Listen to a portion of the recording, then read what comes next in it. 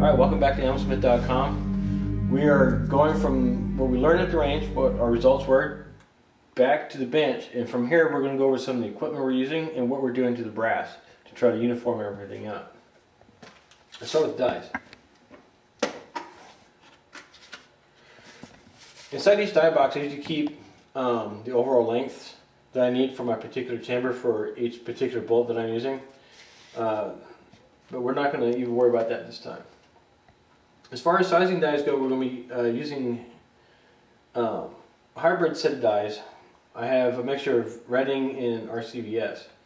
This is an RCBS full-length die which we're using for the Grand, and we're using a neck sizing die to develop some loads in testing chamber dimensions. And we're also using the Reading competition cedar die, which is, I think, well worth the money. As far as cases go, what we're doing is we're trimming them to length, we're weighing them. We're going from a 5-shot group down to 3-shot groups. We're still shooting 6 rounds instead of 10, but this is going to make things a little easier on components since they're really scarce right now. I'm using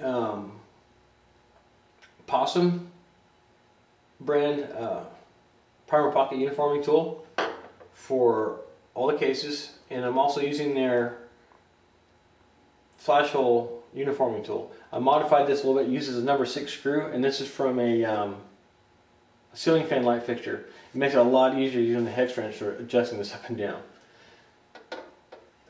Next thing we're going to be using in this is we're going to be using the RCBS Case Master. What we're going to be looking for is runout, and we're going to be taking some measurements on case wall thickness.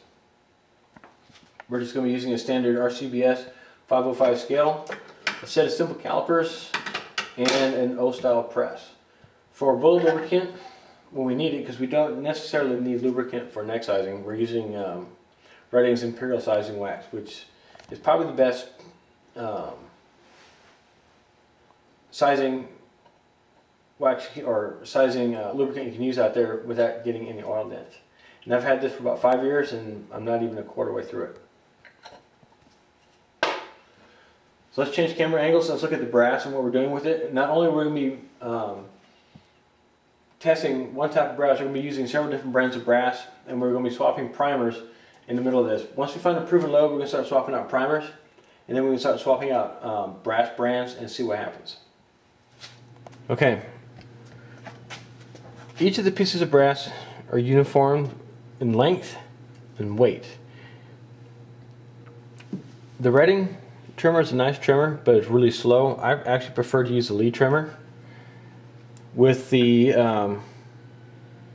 adapter for my DeWalt drill. It's a lot faster, and the nice thing is with this little post here, once I get it set, it's set and it's caliber specific, which is nice for what we're doing, because we're doing the caliber specific video, right?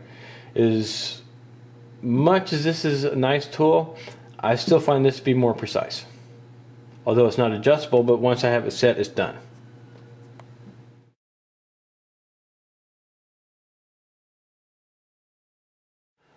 Alright, a little note on brass. This one is split. I mean, it is really split. It is split in at least 4 places that I can tell.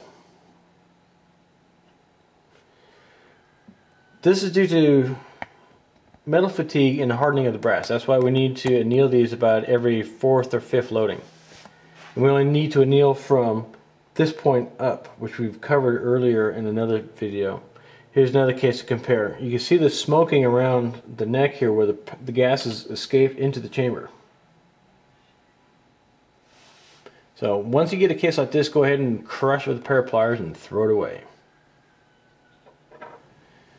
Here's a piece of brass you want to avoid. This is European brass. This is FNM, it's Portuguese. It's a good 308 round or 7.62 NATO round.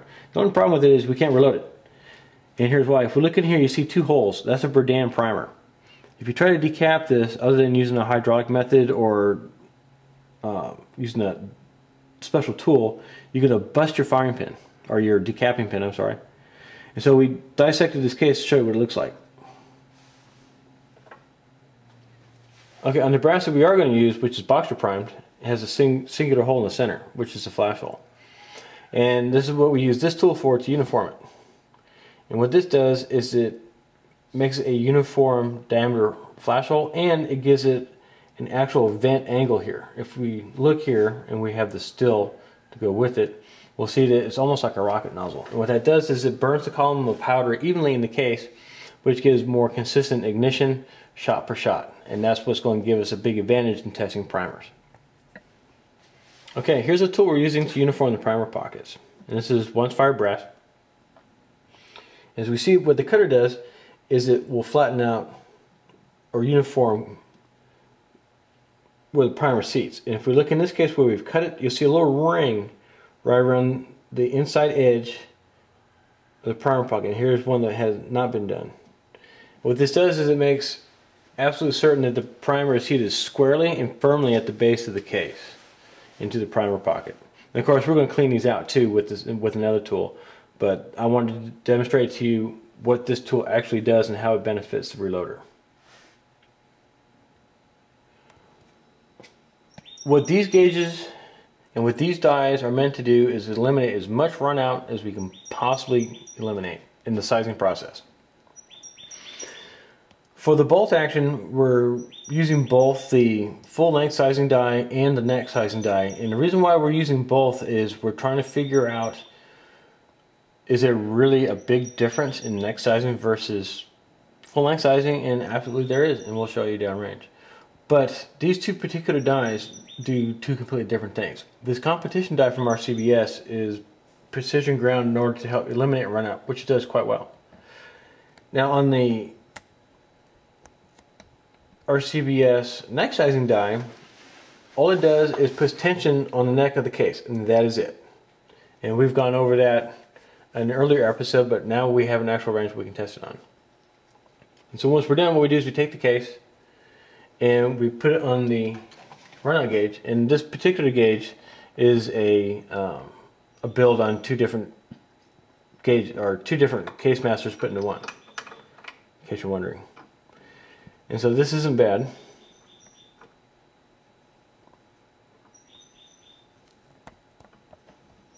And once we get into the actual process, what we will do is I'll show you how to reduce your run out by rerunning your case back through the die. And a lot of your deformities can be taken care of. If you're still having a lot of run out, most likely what it is the case is either thicker on one side than the other. And in that case, go ahead and mark one side of the neck with a Sharpie and start measuring at 12 o'clock, 3 o'clock, 6 o'clock, and 9 o'clock and see what measurements you get. And you should get a good idea whether or not that case is serviceable for what your purposes are. For our purposes, we're looking for extreme accuracy. You know, and a case is kind of out of round or whatnot. Nothing wrong with making some blasting ammo out of it.